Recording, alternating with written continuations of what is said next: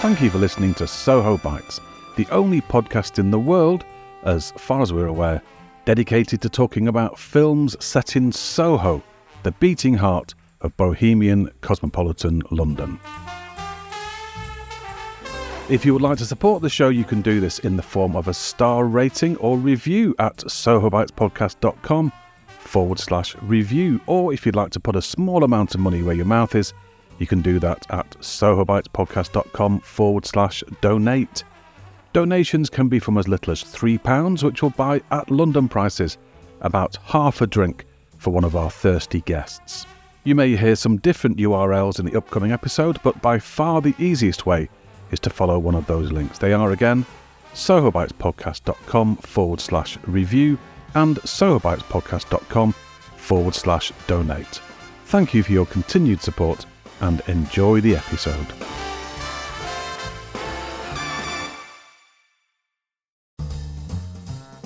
Hello and welcome to episode 19 of Soho Bites. Soho Bites is the podcast in which we talk to people who love Soho and people who love film. My name is Dominic DeLalghi and I am the bearer of some monumental news. Soho Bites has been found to be the fourth most bohemian podcast on the internet. This is according to the FeedSpot website, who say we are one to watch in 2020. But hang on a minute. 2020 is nearly over, and I suspect that FeedSpot chose Soho Bites through the use of an algorithm looking for particular words. In this case, the word bohemian, which appears on our main feed page at sohobitespodcast.libsyn.com. Hot on our heels at number 5 was the Porter Lions podcast, which is a bohemian luxury jewellery brand based in New Orleans. But you know what? I'll take it. As Oscar Wilde famously said, the only thing worse than being picked by an algorithm is not being picked by an algorithm. The last time round, I promised you a total absence of sex and death in this episode, and boy, have we delivered. I warn you though that the word knickers does crop up a few times, but if you think you can cope with that, welcome to the sex and death-free Swinging London episode. Groovy, baby, and indeed fab. In the first half of the programme, I take a stroll down Carnaby Street with the YouTuber and London historian Jago Hazard, crazy name, crazy guy, to try to figure out why that street is so famous more than 50 years after its swinging 1960s heyday. I say took a stroll down Carnaby Street, but actually we huddled in the doorway of a closed shop trying to stay warm like two little match girls. This was lockdown in November. In the second half of the programme, it's film chat time as usual, and I'm joined from his home in Italy by artist, musician, author and satirist Barry Fantoni.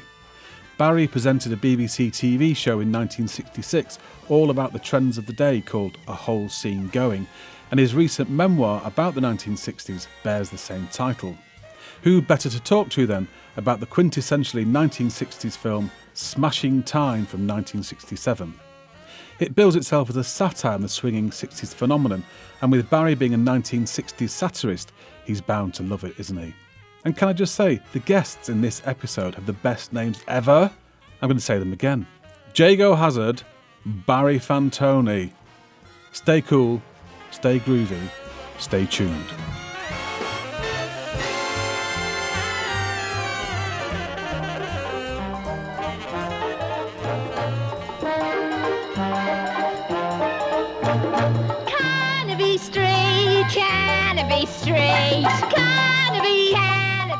Here's a thing to do if you're at a loose end.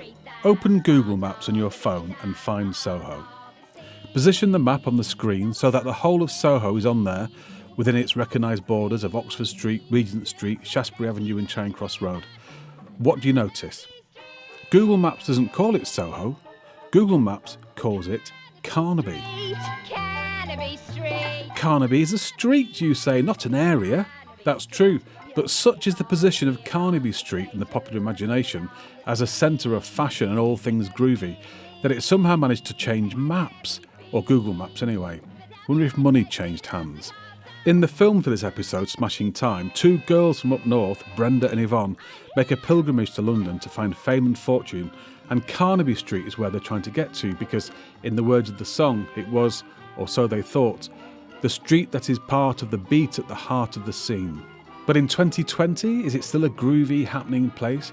And was it ever actually groovy in the first place? To find out, I met up with my groove consultant, the well-known groovy YouTuber and London historian Jago Hazard, in the KFC at Newport Pagnell Services. No, I'm joking, we met on Carnaby Street. I feel like I've stepped back in time to the 1960s, Jago. Yes, it's quite a switched on and happening scene.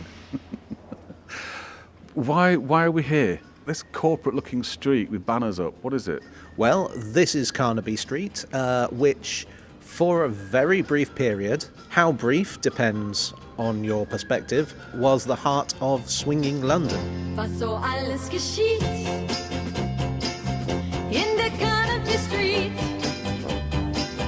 Kommt ein Carnaby Boy, spielt auf seine Gitarre, für die Leute ein Lied in der Carnaby Street. And everybody's heard of Carnaby Street. Across the world, people come here, don't they, for that swinging, groovy vibe.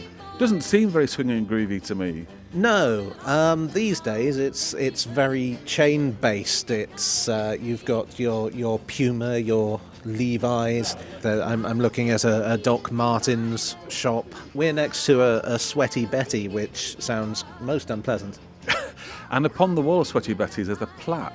Yes, the plaque commemorates John Stephen, who was responsible for the rise and, to some extent, the fall of Carnaby Street as a swinging destination. Ja, die Girls und die Boys, alle pfeifen das Lied aus der Carnaby Street. Prior to the swinging business, it was just an ordinary street, wasn't it?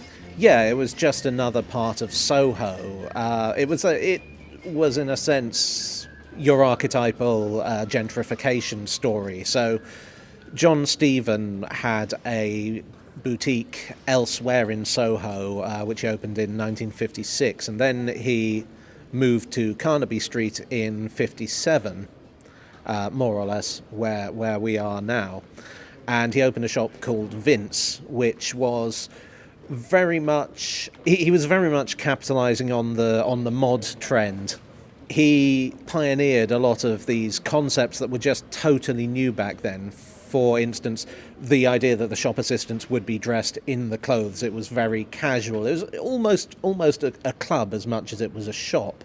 I mean, at that time, even the notion of men going shopping was seen as a little bit effeminate. It's John Stephen himself was semi-openly gay, sort of in that pre-67 way where it's everyone knows. Just don't get caught doing anything, and your parents can smile and nod. And so, did John Stephen design the clothes, or make them, or? Yeah, he did a lot of designing. He bought a lot of stuff in. He was very much a fan of, in a sense, what we would now call vintage fashion. He kind of bought a lot of kind of army surplus stuff. You know, obviously you'd had the war not too long ago, and you'd had national service, so he bought a lot of that stuff in. It was kind of controversial, actually, because it was kind of a rebellion against conservatism, but obviously a lot of the said conservative people were a little bit upset to see these sort of effete young men going around with RAF uniforms and stuff. He himself was very conservative fashion-wise. He was very much a suit and tie kind of guy, but he believed that men should be able to wear whatever they wanted. He sold sort of luminous shirts. He tried to bring the mini kilt into fashion, which didn't catch on, possibly for the best. The mini kilt for men, this is? Yes, yeah. Okay. I'm not sure, because he himself was Scottish. I think it was, in a sense, a bit like the military thing. I think it was a subversion of traditional wear. So the whole groovy fab thing as we think of it now with Carnaby Street, when did that actually explode? Because this was sort of late 50s, wasn't he, when he first moved here? Yeah, it was a bit of a slow burn, really. I would say it was around 1964 that the really swinging era took off. well, you had John Stephen, then you had other designers kind of moving in. That was how the area became this kind of fashion mecca. It sort of accrued, kind of accumulated over the years. I mean, it was only really swinging London for a couple of years, I would say, about 64 to 66. So by the time of Smashing Time, the film, which was 67, by your reckoning, the swinging days of Carnaby Street were well and truly over by then. Yeah, in a sense, it's that hipster thing where it became cool and thus stopped being cool. Like, Yeah. it became a tourist destination. 1973 was when they paved it. You could no longer have the mods parking their scooters outside. I mean, it was great for the shops. Like, it increased their foot traffic. I think it was 15,000 a year they had after the first year of pedestrianisation. But yeah, that was very much a kind of, we're not looking for the people on scooters. You know, we're not looking for the mods. We're looking for the people who are going to come here and spend lots of money. This is no longer a working class lads saving up their pay to buy a fancy suit, or the lower middle class lads looking to be sophisticated. We are selling to the people who are already what the mods are trying to look like. Yeah. In a sense.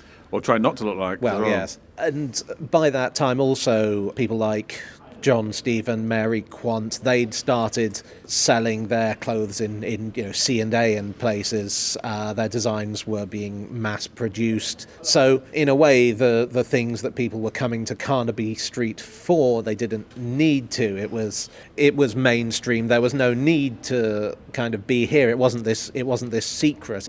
Because if people like Yvonne and Brenda have heard about it up in the industrial north and they come down to see it, then sure the gig's over. So we're sitting here in 2020, Carnaby Street. There is an area supposedly now called Carnaby, so it's still marketing itself as this cool place to come to, particularly to do with fashion. How's it managed to do that based on 2 years, over 50 years ago? The area very much has continued to push itself. I think if we're going to pin an exact date on when it started to decline, I think we can say April 1966, because that was when Time magazine produced the Swinging London issue with the headline, "You can walk across it on the grass," to describe London, which may have a double meaning now I come to think of it.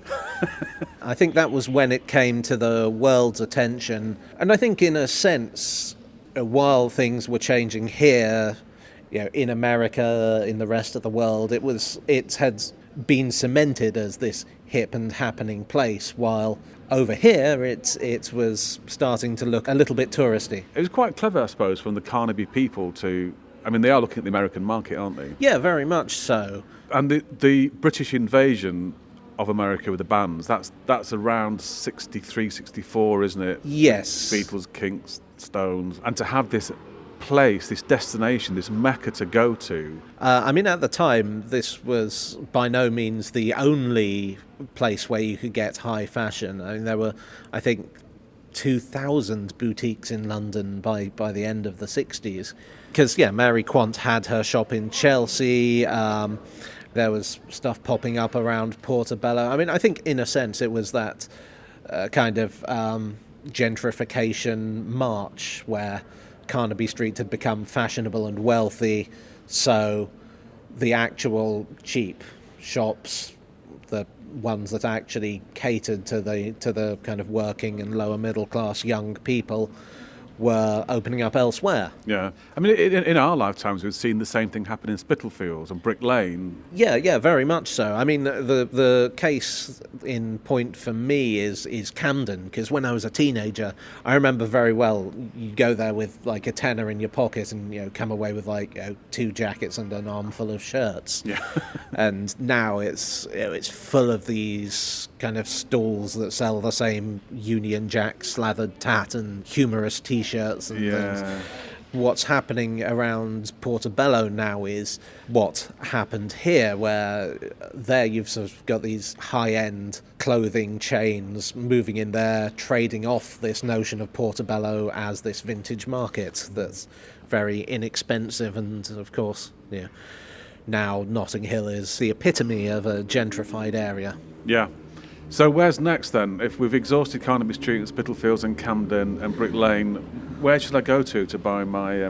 what's the Jago Hazard fashion tip for the next happening place? It's hard to think of anywhere in London that has that kind of cheapened up and coming feel. Maybe some of the suburbs. Dalston? Yeah, to some extent. I think that's kind of already of... Damn. Yeah, I fear so. I mean, when I'm looking for vintage stuff, my top tip is go to the charity shops in places that are not very fashionable, but quite wealthy. Thank you to Jago Hazard there for meeting up with me on that chilly Saturday morning. You can follow Jago on Instagram or on his YouTube channel, which has some fascinating videos. There are links to both of these on the show notes for this episode at sohobitespodcast.com.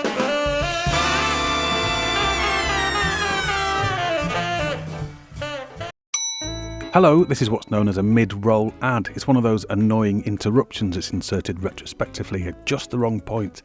And the reason for it is that Soho Bites takes up hours of time every month, and I'm hoping you might be able to support the show. There are two ways you can do this. One is for free, and it's to leave the show a star rating or kind review. You can do that at sohobitespodcast.com/review. Or if you'd like to assist financially to help cover our costs, you can do that at sohobitespodcast.com/donate. Thank you very much. Apologies for the interruption, and back to the episode.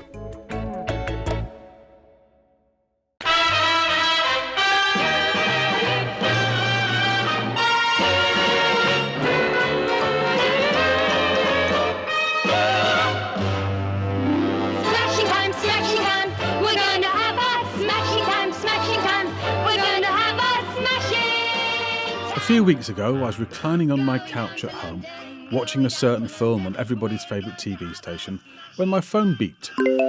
It was a text message from my old mate Joe. Mate, he said, watching the worst London film I've ever seen on Talking Pictures. Smashing time, so am I replied. I'm doing it on the podcast in a few weeks. Apparently it has a cult following. It's absolutely appalling, but strangely, I can't take my eyes off it. Look, Arthur Mullard. Oh, please. Yes, my dear. Joe has sent you a link. Wikipedia.com. Arthur Mullard. Check out his personal life. Really dark. It's true. It is really dark. There's a link at the show notes, sohobitespodcast.com. This water's dead greasy. Crooks are muckier than the going in. We'll change it then. There's plenty in the tap. There's the FOMO. Hey, look, and a young Eddie Yates. You spot him? Yeah, Onslow. There's loads of British character actors. The Drunk Irishman. Oh, and Sam Kidd. He was a staple of British films at the time. Absolute staple, exactly. Never stopped. Oh, the acting in this, it is shocking. I think Lynn Redgrave is channeling Audrey Roberts. Irene Handel. It's produced by Carlo Ponti, Sophia Loren's husband. He's one of the great Italian producers. Did Irene Handel just call that dog mail order? I didn't catch that. What's Michael York come as? He's pretending to be Cockney. David Bailey. Oh, yeah, of course. Trying to recognise the locations. Dominique has sent you a link. realstreets.com. Smashing time. That is amazing. It is the best website. I can categorically state that this is the worst film I have ever seen, ever. Oh, I don't know. I've actually chuckled a few times. Interesting period piece. Yeah, you're right. But it's still the worst film ever. Hey, I sense a pie fight coming on. Too much, man. Far out, baby. What a lovely Sunday. Do. Our life has just begun. Do. But is that fair? Is it as bad as Joe said? If the user reviews on IMDb are anything to go by, it's a 10 out of 10 hilarious romp and a satire on the social mores of the day. And on a recent episode of the Talking Pictures TV podcast, it was praised to the skies, so it must have something going for it. The story begins with our two young protagonists arriving at St Pancras from an unnamed northern town. Brenda, played by Rita Tushingham, seems the more sensible and nervous of the two, and is somewhat in the shadow of her friend Yvonne, played by Lynn Redgrave, who is gauche and clumsily blatant about her lust for fame and fortune. Due to a misunderstanding and then a brazen theft, they soon find themselves penniless in Camden and are forced to part ways for the afternoon. Brenda ends up working in a greasy spoon cafe run by Arthur Mullard to pay for her lunch, where the first of several slapstick set pieces takes place. Some might say hilarity ensues, others might say tiresome and unfunny tomfoolery occurs. Either way, while this is going on, Yvonne discovers Carnaby Street, and in turn is herself discovered by Tom Wabe, a Cockney photographer in the mould of David Bailey, played implausibly by Michael York.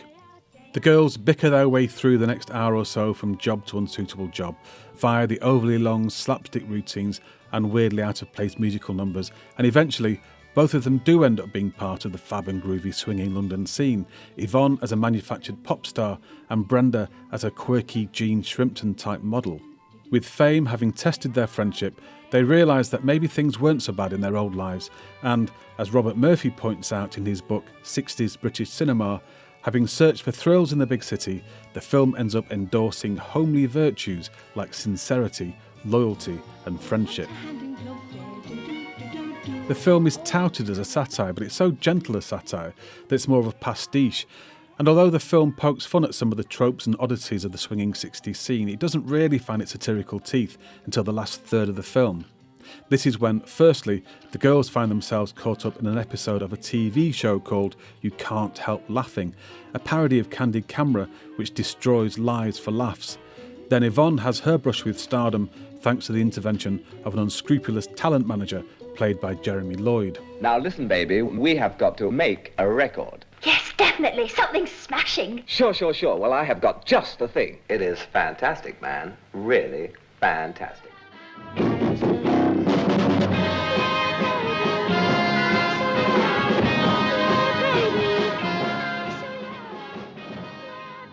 We're just going to play that back, sweetie. It was really great. Fantastic, okay? Yvonne clearly can't sing, and the session band and singers are terrible, but through some magical jiggery pokery in the studio, the awful cacophony is quickly remedied, and what comes out the other end is a pop-tastic song that rockets straight to the top of the hit parade. I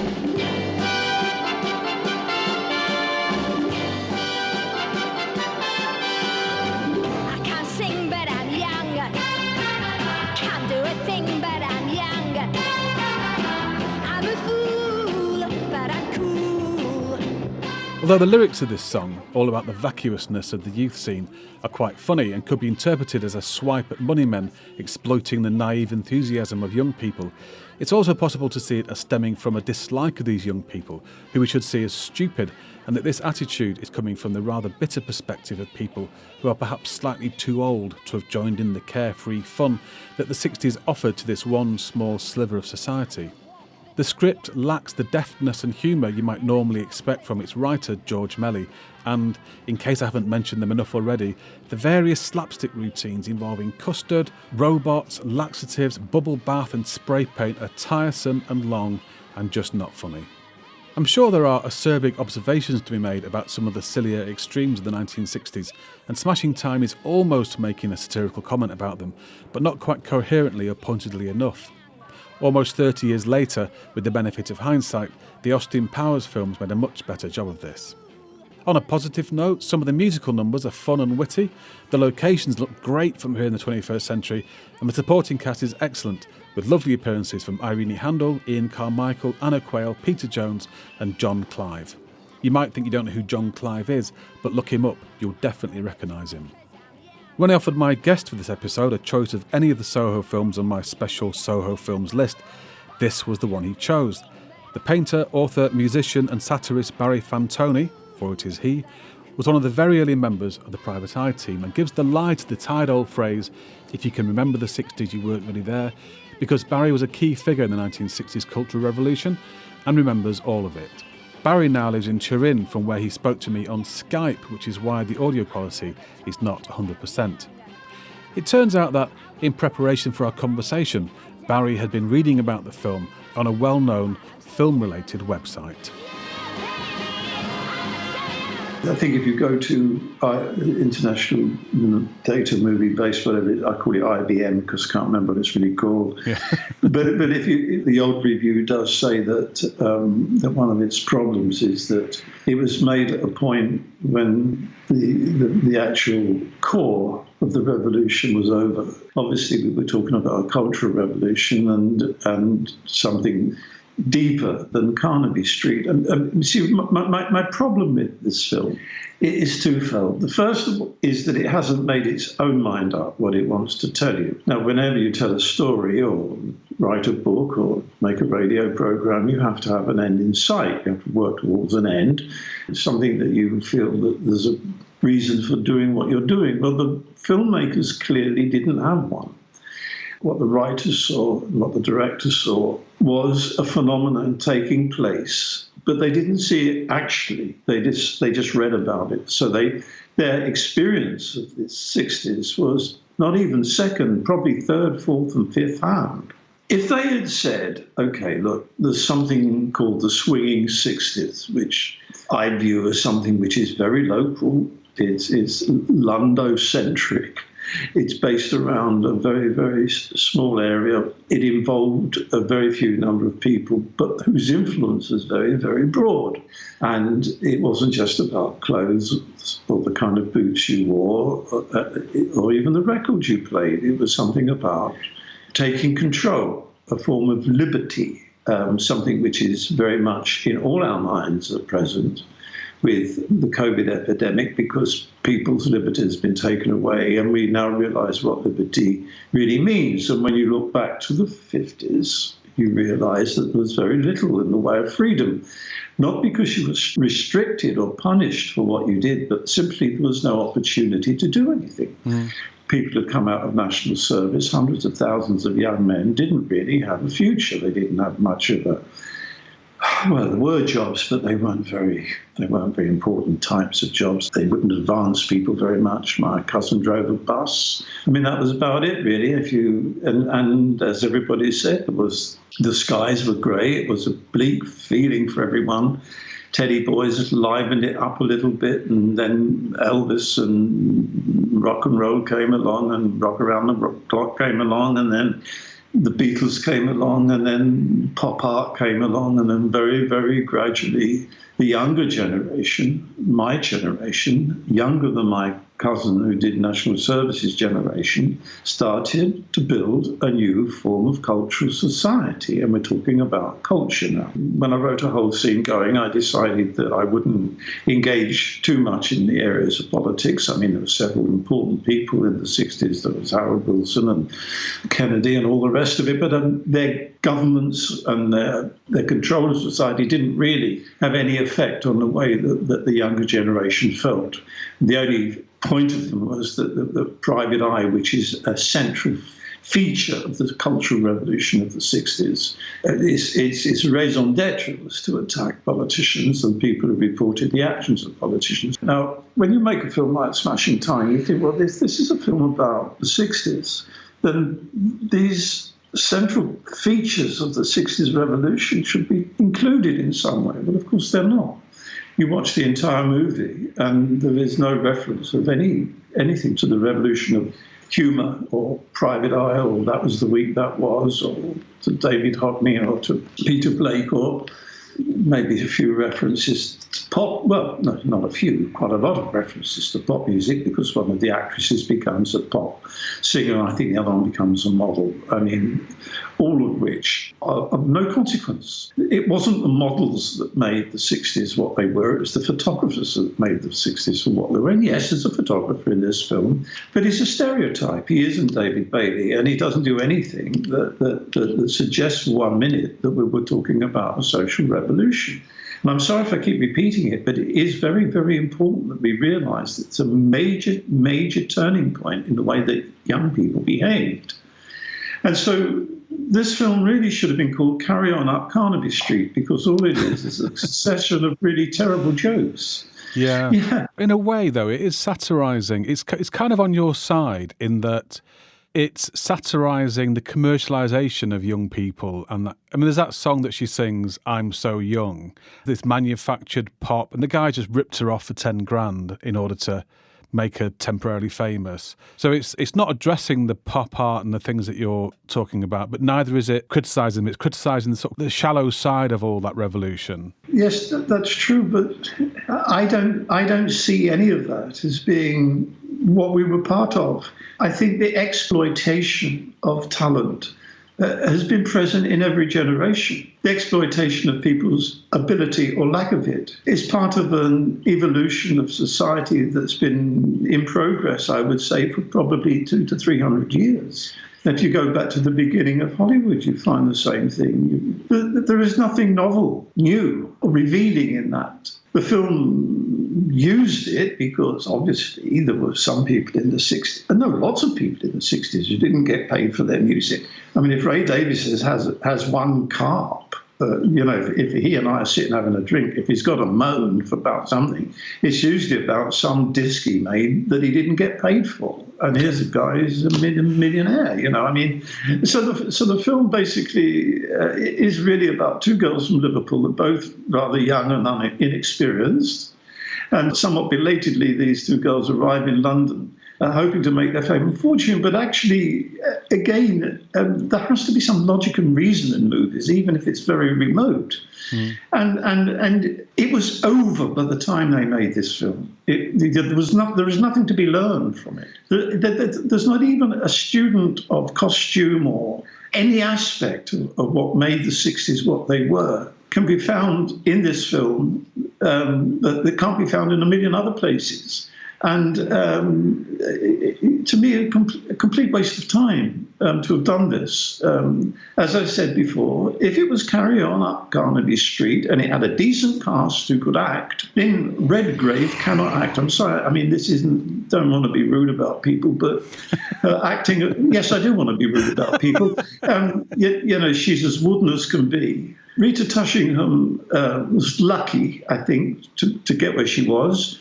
She had a funny face, and photographers liked that, and filmmakers liked it. They've been chosen for very 60s reasons, haven't they? Because Lynn Redgrave had been in Georgie Girl the year before. Yes, she had. Rita Tushingham had been in Taste of Honey in, I think, 61 or something. And they've both together been in The Girl with the Green Eyes. Yeah. They've obviously been cast in a very intentional way because they are faces of the 60s. Yeah, I can see the meeting, can't you? In Wardour Street. Yeah, Lou. Yeah, who are we going to get to play the lead parts? Well, who played the lead parts before? Well, Rita's free, Lynn's free, and they both represent the 60s. I know, why don't we put them together again and make a film about the 60s? I don't know where you get these ideas. You're just brilliant. We'll do it. But what about the script and the rest of it? Script and the rest of it. We'll make it up as we go. I know. Why don't we have a fall over in a puddle and say my knickers all wet? Oh, that's brilliant. Come on. I mean, it's Carry On Up Carnaby Street. It's terrible. For me, I think it's. I like the kind of, the party at the end in the post office tower, and the people who turn up are people like gangsters, and there's a little nod between the gangster and the copper. The copper looks slightly nervously and kind of salutes, and there's the kind of vacuous model staring out at everybody, and it feels sort of satirical in the last kind of quarter and quite sharp, but all the slapstick, all the kind of pie fights and falling in the puddles and the stuff with Arthur Mullard, that for me is just Carry On Up the Carnaby. Absolutely. Now, you raised an interesting point. If the writer of this script, George Melly, yes, unfortunately, George and I go back to the art school dances at the Royal Colleges, 1957, where we first met. I don't think I mentioned him in the whole scene going, but the sequel, which is My Life in the 50s, does deal with George much more because he was a much bigger figure then. Although he was more famous in the 60s, he was more influential in the 50s. I mean, George wrote one of the funniest cartoon strips in Britain with an old Campbell art student called Wally Fawkes, who was Britain's greatest ever clarinet player, except he wasn't British, he was Canadian. Anyway, so Wally did the drawings. It's called Fluke, and it's about politics. And it's the only time the Daily Mail ever carried a political strip, did political cartoons. I mean, Daily Mail in the 1950s, not the Daily Mail that you read today. So George and I became close friends. We wrote a book together called The Media Mob. Now, George was very open at one level. He was open about his sexuality to his wife, to his friends, and he was fairly open about his business. But oddly enough, he never once mentioned to me that he was writing this movie. Not once. He never mentioned it once. And I often wondered whether he was something a bit ashamed of it. I mean, because custard pie jokes aren't George. It's back to Wardour Street again. Let's get the writer in here. Let's get the who we got right. George, Manny. George, do you write pie joke? Can you put a few pies in there just to cheer it up a little bit? Well, yes, if you pay me, I'll do anything. And much as I love him, he was like you and I. I mean, he had to earn a living. So going back to what I was saying a few minutes earlier, at the very end of it, if it had actually been a serious film about two young girls coming down and get caught up in the murkier side of post-60s, early 70s revolutionary kind of shenanigans, instead of falling in puddles, actually started to dig a little bit deeper about exploitation of people. That would have actually been a very, very interesting movie. And lots of B feature films, interestingly, do, as we both know, do carry that kind of message. With much more panache, but it didn't use the swinging 60s as its logo. It did actually have the funniest woman ever in Irene Handel. She's great. Yes, but completely wasted. I mean, what great opportunity to have actually, to rewrite George's script. She's the landlady of the hotel that they arrive at, so she's funny, but it's also she's got a whole backlog of people who are, in that kind of hinterland that they fall into. It could be fictional sort of stuff, it wouldn't be a great movie, but at least it would have been a kind of, I don't know, from my point of view, it would have been a movie of itself, not an attempt to the story which had been told 1,000 times before and 5 years too late, because it was all over by then anyway. In the seven plots of literature, the maiden gets taken away by the dragon and has to be rescued, and that's the basic plot.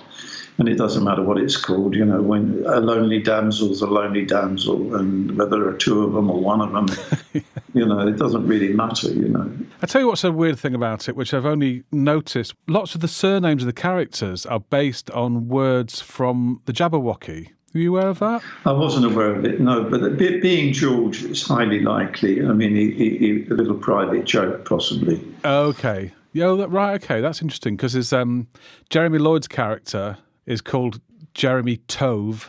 That's the word from Jabberwocky. There's Wabe. Irene Handel plays Mrs. Gimble, the Gowran Gimble in the Wabe.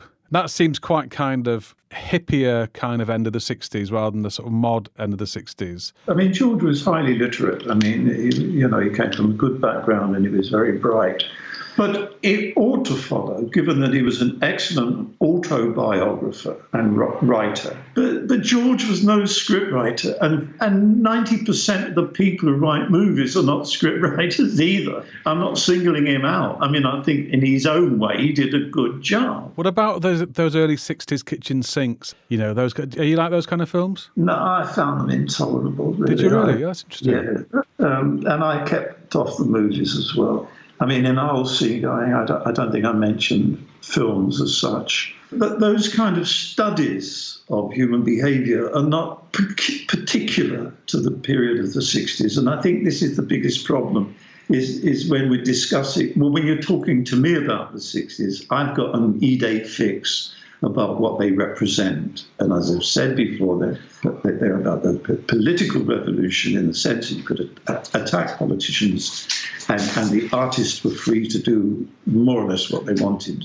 And the film world carried on. Yes, it reflected them. There were directors who were, I mean, you would be balmy if you didn't think that Hard Day's Night and Help weren't absolutely 60s movies, because they were, because Dick Lester was a child of the 60s, and he shared the ethos and the ideas and the manifesto, if there was one, about what it was to be a child of the 60s, although he was 10 years older than everybody else. I mean, there were many people who were older than everybody else, but they all jumped in, got with it. Yeah.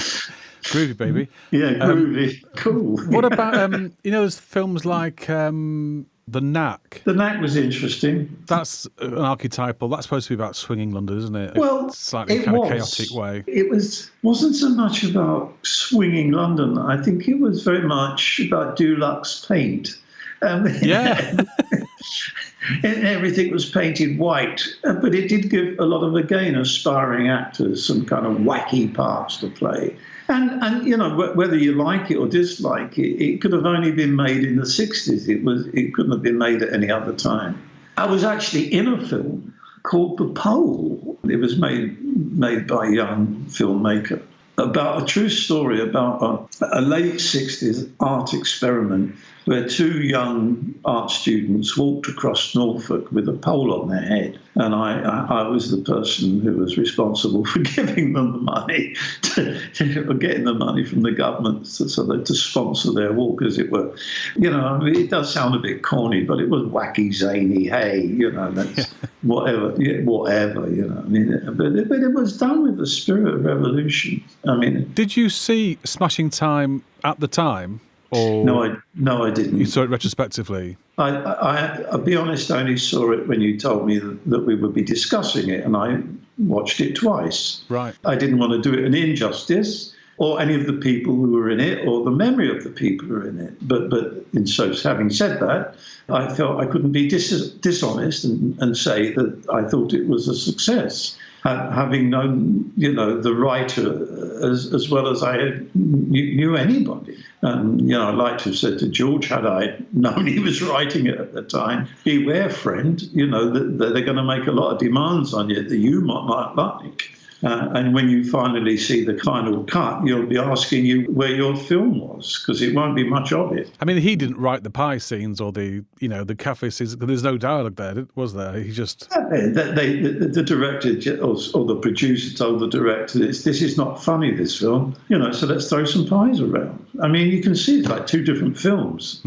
Your last 10 minutes in which there are hints of more sinister goings-on and behaviour, probably the last, they had to finish it some way, so I suppose they got a bit of George's original script, but the rest of it is just director thinking, well, this is dull, I better get some jokes in. And George, being George, would have actually done all that stuff about my knickers are damp, because he liked dirty jokes, you know. Right.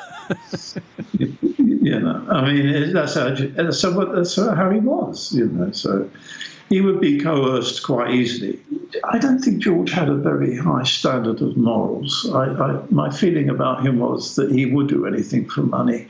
And there was a side to him which was slightly treacherous as well and dishonest. And you can only really say that about people that are your friends. I mean, because if you don't know them, you're just maligning them for no reason. But I liked him in spite of all his weaknesses. Very odd man, George, and very funny at times. But Smashing Time was not his finest hour, and nor anybody else's. No, and it's what's strange is the viewer reviews in IMDb, so these aren't professional critics, they're sort of ordinary punters. Yeah. It's 10 out of 10, 7 out of 10, 9 out of 10. A couple of people are saying this is a dire mess, but most people seem to absolutely love it. I suspect they're people who saw it when they were kids and it was fun. You know, it's a fun film if you're 10, you know, pies and wet knickers and things. It would be difficult to say. I mean, I can't imagine the only people who'd watch it are the people who probably saw it first off, are my age or a little bit younger, and love all the kind of visual references. And people are easily amused. I am. I'm no different in my own way. And yeah, I mean, if that's what you wanted, a kind of ersatz reminiscence of the best years of your life, in a funny kind of way, that film would do it for you. But it's Prozac, basically. It's not feeling well. It's an injection of feeling well. And the truth of the matter is the swinging London 70s revolution didn't hit everywhere. If I'm being positive, and if you said to me, Barry, what was your first reaction? I would probably say, if I wasn't who I was, it's a very colourful and enjoyable film about the 60s and very funny and there are lots of funny jokes about pies, and then it's a bit bad at the end. But I could put an argument for it. There is actually, I don't know if this is intentional, but I picked up a Private Eye reference in there. Yes, there was one, yeah. Yeah, do you think it's intentional? So I should just explain, well, tell me if I'm right or wrong. The two main characters, played by Reed Sushingham and Lynn Redgrave, are called Brenda and Yvonne, and they're the names that Private Eye had for... The Queen and her sister, yeah. Yeah, is that right? Okay. Yeah, that's right. You think that's a knowing reference then? I think George would have known that. Right. And they're very unusual names, but also they're gay names. They're the kind of gay community at the time. It's Julian and Sandy, it's Kenneth Horn, round the horn. And, Mr. Horn, it's only Julian, it's Brenda. Oh, Yvonne. She is. I mean, those are the names that you wear. That's why we chose them. Right. We chose them at Private Eye because they were the kind of lingua franca, the most, the opposite end of the universe to Her Majesty the Queen of England and her rotten sister. Her dead sister. No, sorry, Princess Elizabeth. The one who smoked a lot and shagged everything. Oh no, Barry. Princess Margaret, bless her cotton socks. Yeah, bless her cotton knickers. I think. Let's just fade that out there before Barry gets me in trouble with his salacious gossip about HRH Yvonne. It doesn't get much more 60s, though, than the ups and downs of Princess Margaret's knickers, does it? Thank you, Barry Fantoni, for watching Smashing Time twice for us and coming on the show to talk about it. It's taken until episode 19 of Soho Bites for somebody to use the fantastic word ersatz, and it was down to an 80-year-old bloke to do it. Come on, you other Soho Bites contributors, time to up your game. On the show notes, there's a wealth of stuff for this episode. Links to information about both of my esteemed guests, Jago Hazard and Barry Fantoni, including the first ever episode of Barry's 1966 TV show, A Whole Scene Going. And don't take our word for it on Smashing Time, you might love it. There's a link to the full film on the show notes so you can make your own mind up. Go to sohobitespodcast.com and click on the Smashing Time poster. Thanks also to my friend Joe Alessi for recreating our text conversation with me in audio form. Unfortunately, you can't follow Joe on Twitter or any other social media, in fact, because he recently played a paedophile in Coronation Street and he thought it would be wise to come off all the socials. There are a lot of idiots out there. As ever, you can tweet us with your comments and suggestions on @ByteSoho or email us at sohobitespodcast@gmail.com, and don't forget to subscribe and please leave a review. Soho Bites is produced by me, Dam Delagi, and is based on an original idea by Dr. Jingan Young. You can follow Jingan and her new research project on Twitter on @CitiesInCinema. Until next time, have yourselves a merry little Christmas, don't leave that bubble, and we'll be back in the new year. Bye for now.